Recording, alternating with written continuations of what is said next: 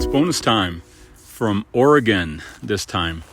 Yeah, I moved up a little bit after much thought and consideration while I was recovering from the issues I had in the Sierra. I decided to jump up to Oregon and continue my through hike on the PCT.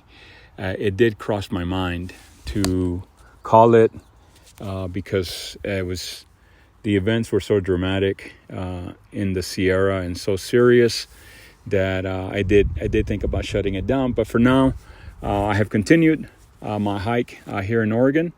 Really, I'm in the mode of doing this until it's just not fun anymore. And certainly facing dangers like I did in the Sierra was not a lot of fun. Or when I finish up north near the Canadian border. So I plan to close the gap in miles missed. Certainly I missed miles in Northern California and the end of the Sierra at some point. So whether it's this year or future years, that's unfinished business. I want to acknowledge that. I'm not just going to skip a bunch of miles and pretend I did them all. So I thought it was important to put that out there. I'm certainly looking for less drama and danger. Like I said earlier, the Sierra this year is very, very dangerous. Most have skipped it, and I think that's very, very wise. I'm really hoping that no one else goes through while the melt is still in a dangerous mode. So went into Ashland. Ashland is fantastic, a great little town, albeit a bit expensive, but a great small town in southern Oregon. I stayed there at the Commons at a hostel that is cheap, it's clean, it's well run. They could use some bikes to get around, but other than that, it's a really, really good hostel. So 100 miles north now from Ashland to Crater Lake. Fantastic trail. It's fast. It goes anywhere from 5,000 to 6,000 feet in elevation with marginal gain. Trail is pristine. There's plenty of water and lots of through hikers going through it right now. I did combine some miles I had previously hiked in this area, southbound, from Crater Lake. So I want to acknowledge that also. But one way or the other, I've hiked those 100 miles by foot.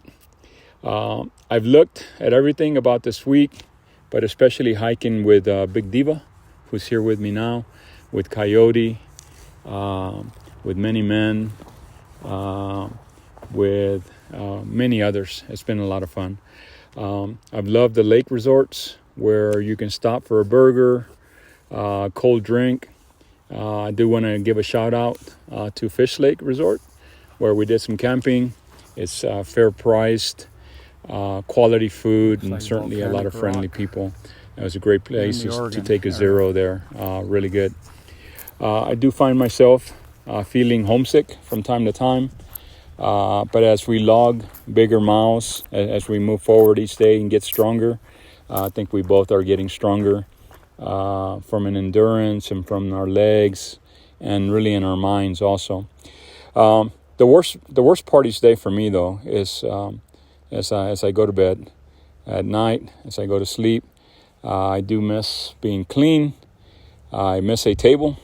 And, of course, I miss my wife, Sonia, quite a bit.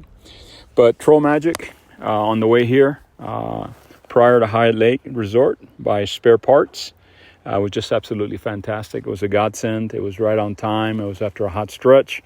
So we really enjoyed it. So Spare Parts, thank you. Thank you for what you do for the hiking community. It's absolutely appreciated. Finally, I appreciate all the far out comments by other hikers ahead of us. I've started to add my own. Far Out is the app that we use to guide ourselves up as we go up and down this trail. But at many points in time, hikers leave comments about water, about mosquitoes, about shortcuts or other things. Certainly much appreciated because you gain intelligence as you're working your way up the trail. I've started to add my own comments in the app to help the community.